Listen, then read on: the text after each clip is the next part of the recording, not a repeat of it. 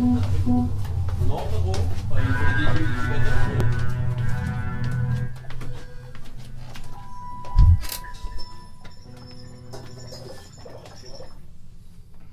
Des bruits bizarres. Donc oui, je suis Mathia de Splendor in the Grass. Et ça c'est Arnaud. Donc on est guitaristes tous les deux, on joue un peu de clavier, on fait un peu d'électro, enfin on fait un peu tout au sein du groupe. Et donc du coup on a été content de pouvoir enfin faire ce qui était un peu la base de la musique live accompagnée avec des vidéos, à savoir le ciné-concert. Donc on nous a proposé de faire ça. Et ça a été un gros challenge, vraiment un gros challenge de faire ce film-là, parce que c'est quand même une comédie. Donc c'était pas possible de faire du rock progressif et de poser les ambiances pendant 20 minutes. Donc il a fallu essayer de garder quand même la pêche et les séquences qui s'enchaînent très vite, un rythme qui est permanent un petit peu dans le film. Et du coup on a commencé à se dire que plutôt que de poser quelque chose qui était de l'ambiance, vraiment essayer de rythmer les scènes, et donc forcément ça veut dire être calé aux images. Il a fallu quand même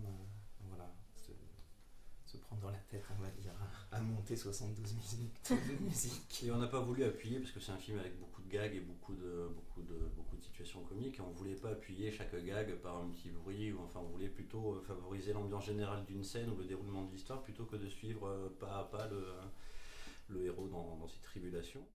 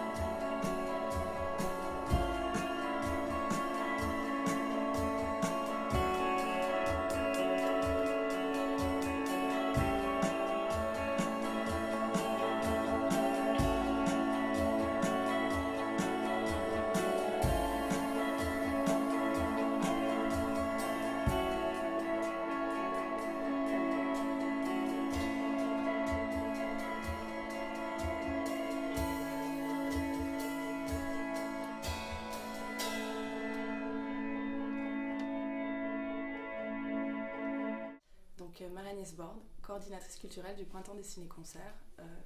Le Printemps des Ciné-Concerts, c'est un festival qui existe depuis 11 ans maintenant, 9 ans avec la Rock School Barbet, où on aligne un petit peu le cinéma muet et différents styles de musique, donc interprétés par des groupes en direct. Donc 9 ans avec la Rock School, on est passé par Gojira, les Jinx, et puis plein d'autres, et cette année on a choisi Splendor in the Grass parce que Manu m'a séquestré pendant 2 jours pour choisir Splendor in the Grass.